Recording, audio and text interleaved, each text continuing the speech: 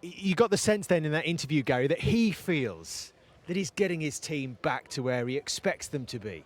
Well, it's the one thing, obviously, everyone's talked about the form, the poor defending, but they have missed players.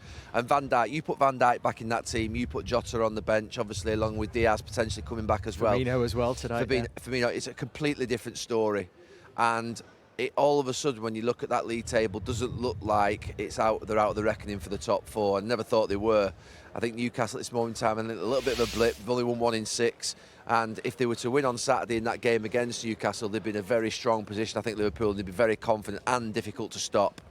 It'd only be 6 points, the difference between Liverpool and Newcastle if that happens. Of course, there are plenty of teams between them and the top four still.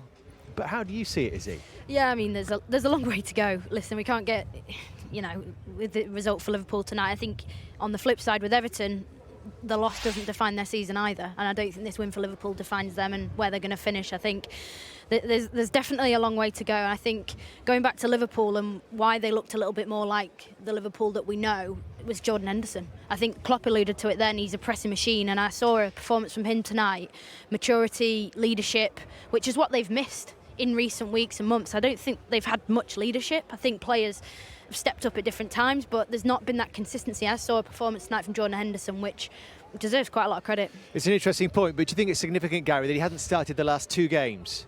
And maybe we're getting to a stage with Jordan Henderson and others in this Liverpool team that, given the amount of football they've played, they can't do it every week now. Well, there's been a lot of talk about how he's not sort of come out of the World Cup very well, and that's understandable. He had a huge emotional roller coaster in that World Cup and played a lot of football.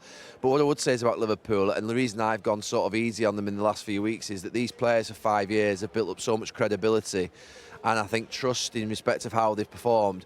I'm not saying that they can then dip to the standards that they have. They can. It's obviously quite unacceptable to themselves, let alone what we're watching and what we've seen from them.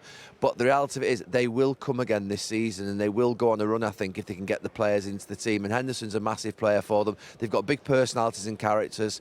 They were obviously, to be fair, having not a pop at each other this week, but they said that Henderson spoke out in the dressing room, Milner spoke out in the dressing room. They're just not going to accept this and lie down and think that they're out of it and finish 10th easily. They're going to fight for every single point towards the end of the season, and they can go on a big run. They've proven that before.